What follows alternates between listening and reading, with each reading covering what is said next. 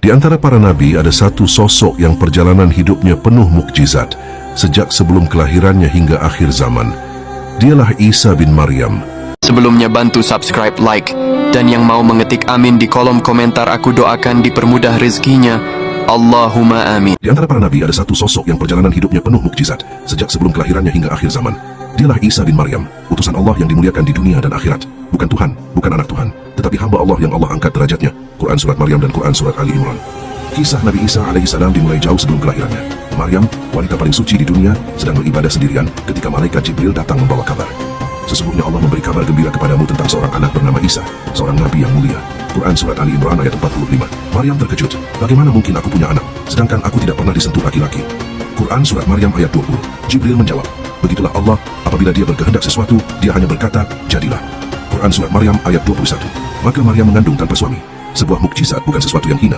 Dia melahirkan Isa di bawah pohon kurma, ditemani pertolongan malaikat. Ketika Maryam kembali kepada kaumnya sambil menggendong bayi, mereka menuduhnya melakukan dosa besar. Namun Isa yang masih bayi berbicara dari buayan. Sesungguhnya aku ini hamba Allah. Dia memberiku kitab dan menjadikanku nabi. Quran Surat Maryam ayat 30. Itu adalah mukjizat pertama Nabi Isa alaihissalam yang disepakati oleh seluruh ulama. Dengan izin Allah, Nabi Isa diberikan mukjizat-mukjizat luar biasa, menyembuhkan orang buta dari lahir dan penyakit kusta. Aku menyembuhkan orang yang buta sejak lahir dan penderita kusta dengan izin Allah. Quran Surat Ali Imran ayat 49. Menghidupkan orang mati, dan aku menghidupkan orang mati dengan izin Allah. Quran Surat Ali Imran ayat 49. Membentuk burung dari tanah lalu meniupkannya hingga hidup. Quran Surat Al-Maidah ayat 110.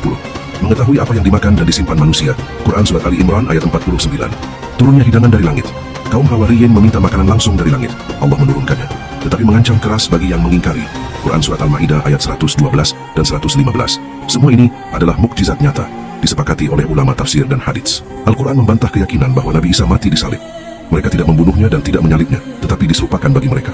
Quran Surat An-Nisa ayat 157. Allah mengangkat Nabi Isa ke langit, hidup, utuh dan mulia. Menurut pendapat ulama, pendapat Ibnu Katsir, Nabi Isa alaihissalam diangkat dengan jasad dan ruh. Pendapat Al-Qurtubi, Nabi Isa alaihissalam masih hidup di langit dunia. Pendapat Ibnu Hajar, Nabi Isa alaihissalam akan turun menjelang kiamat.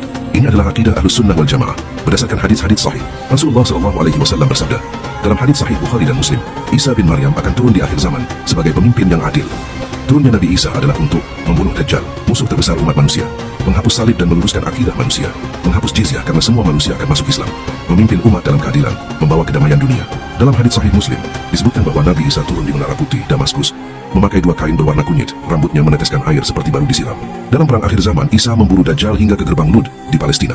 Ketika Dajjal melihat Isa, ia meleleh seperti garam terkena air. Isa pun membunuhnya, menandai berakhirnya fitnah terbesar manusia. Hadits Muslim, Ahmad dan Ibnu Majah. Setelah Dajjal hancur, dunia dipimpin Nabi Isa